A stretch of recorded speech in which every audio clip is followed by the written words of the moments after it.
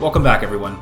This is Axum from Fire Embers, and today I'm here to discuss a Romhack called Andaron Saga. We basically have a group of Fire Emblem players, YouTubers, VTubers, so on and so forth, that got together to make a hack in which they could basically incorporate a new story, new element, new characters on a Fire Emblem 8 system. Now, this is really cool because it allows people to basically build their own ROMs and stuff, and there's a bunch of them out there. But this one was touted as being one of the biggest and most comprehensive works in the history of ROM hacking for Fire Emblem. And today we're going to be looking at this ROM hack, and we're going to try to tackle analyzing it in a manner that is impartial but also fair to the merits of this achievement of multiple people that came together to do this.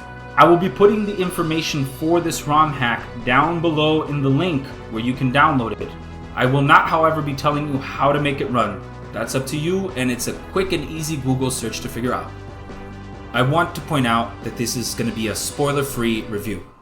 I want to start off on mechanics. So the game runs with basically a Fire Emblem 8 system because it's probably the easiest and the most comprehensive one that you can utilize for ROM hacking. And the mechanics are very similar to Fire Emblem 8 in itself. There's rescue, there's flying, there's personal skills that can be activated. There's also enemies that are like monsters and a bunch of different combinations of things, which is super, super cool, to be honest. In this game, the mechanics are handled super well. It very much plays and feels like a Fire Emblem in itself. It has all the stuff that you would see in regular Fire Emblems. It has promotion paths for specific units. It has regular promotions, so unit identities are very much well retained within this game.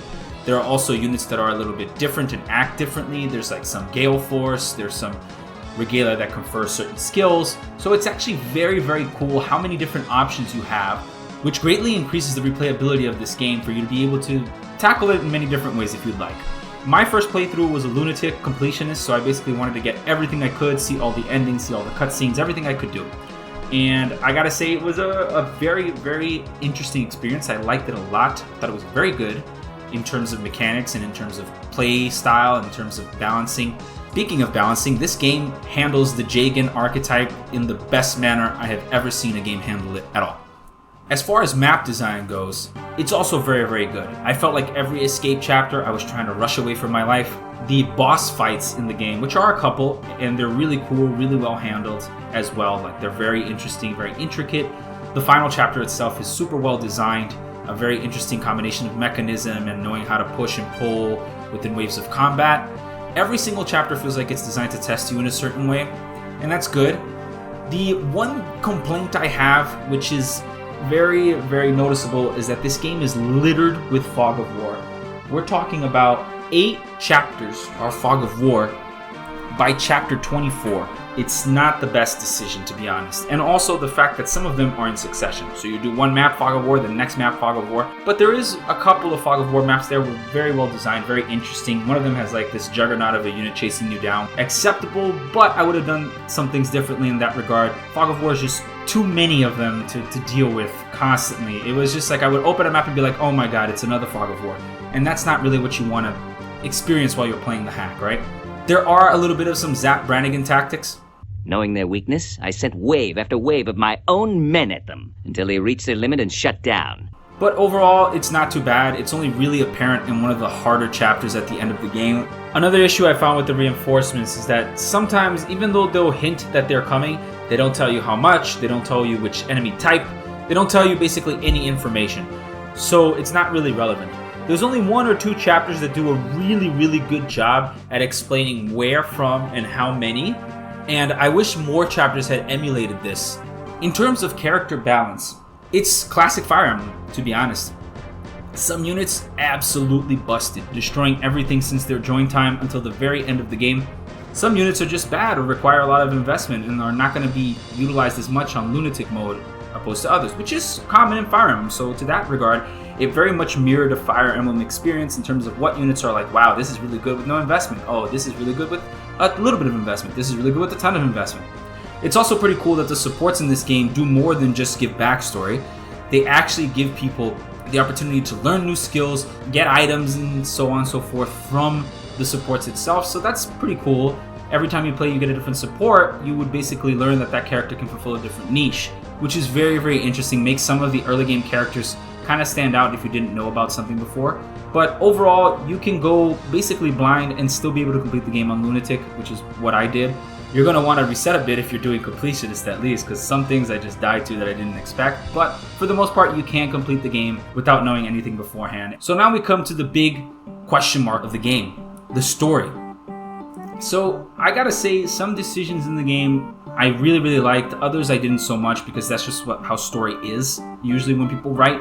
You know, it's always a representation of the author and the people involved, and it's okay to like have different approaches to different storylines.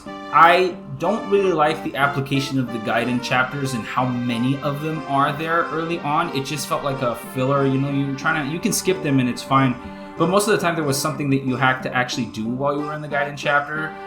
So it felt like there was just too much, and a lot more could have probably been just developed through supports instead of through the guidance chapters. But I get it, like that's the choice of the author to do that. That's fine. It's okay. It's totally skippable. You can just skip through. I just felt that I never gained much from those guidance chapters, and they felt like there was a lot of them in the beginning. And the points I liked the game the more was when they stopped appearing so much and we started doing a lot more of the maps. Like, I felt like the breakup kind of slowed down the game too much, and for a completionist player like me, it really slowed it down to almost a crawl in that regard. The story itself is actually pretty good. Like, I'm not gonna lie, it felt like a classic Fire Emblem story. I mean, the villain has some motivations that can be dubious to some, but it's consistent across the whole narrative. All of their choices to go from one place to another to then another are consistent with the narrative that's being pushed. They convey a sense of time that's gone by, so it's actually really well done in terms of story and getting it where it needs to go. However, I would have taken a different approach for how the main plot is pushed forward, given that there are other solutions within the story itself that already present themselves as a conflict instigator. I don't want to give too much away. If they had gone a different approach of like utilizing more of the terrors and more of the monsters in general, it probably would have been a story that would have made more impactful in the long run, as opposed to the arc that they decided to go with. But again, this is dealer's choice. It's up to the narrative of the person that's writing it, and I thought it was great either way. I would have made different decisions, but that's anybody can say that about anything in the world, right? There is one big pet peeve that I have, however, with this game, and it is the dialogue. The dialogue, for the most part, is pretty good when it comes to certain characters, and then others, it just takes a complete dive in quality. We're talking about stuff that I would read and be like, who would ever say this in real life? The problem is that some of the characters, they try to be real, but they don't feel real. They don't feel real because none of the characters would ever talk that way in real life. Even if you're in a medieval setting in the future or in the past or whatever, you would never ever be talking like that. I'll give you a classic example. Somebody in the game at some point says something like, "I was filled with lust over you." Nobody would ever say that. They would say things like, "My desire for you is so much that I can't think of anything else." Like, it's just the way that some things are written are really, really strange. And also, there's a very, very big hype on kind of these double entendres and innuendos that clearly show that whoever wrote this is not the most mature individual. But again, it happens a lot in the beginning, but then it stops as the plot starts to progress, because I think it becomes more mature and the game grows into itself a lot more and it becomes more serious and better. But the problem never truly 100% goes away. Even the dialogues that are supposed to be serious, between like say mother and child, the mother is still referring to the child's father as their first name, as opposed to just saying your father, which is something that a person would say is your father. Especially if they ended on good terms. They would never walk up to you and be like, "Well, your father, General Zelgius, has been blah blah blah." No, you would say something like, "Well, your dad used to be a warrior." Simple as that. And it just feels like it tries too hard to be this kind of, you could have just been more real. And to that degree, I wish that if somebody reread the script was more down to earth, more like, hey, this is how real people talk. There are some characters that are just outright known to be just trolls. Like, they're just trolly characters, they're in that for that, and that's fine, you can identify them, and it's okay. It's the ones that aren't, in which this becomes egregiously bad and almost impacts the story itself. luckily enough, the overarching story is good enough that it actually doesn't take away from the message that's trying to be conveyed. And this never happens with the main villain, which is why the main villain is kind of immune to this, because he actually poses to be a threat for the most part the entire time.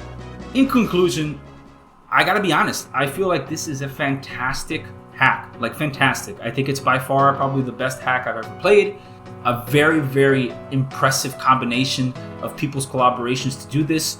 The music, the soundtrack is all unique, the one that you've been listening to in this video so far, and it's fantastic too. It really gives you some emotions to regard to each battle. It's a fantastic hack. I definitely recommend people playing it. Some of it will kind of turn you off, especially in the beginning, given how heavy some of those jokes are and how consistent they are and how the characters don't feel real while talking. But afterwards, they do get better. They become more real as the story starts to mature into a more mature thing. I think they should have just kind of gone with the maturity right off the bat. Have one or two characters be that kind of thing. But when your main characters are doing it, it's not really going to help your case here. If anything, it'll shy people away from playing right off the bat because it's going to feel like it's just a joke.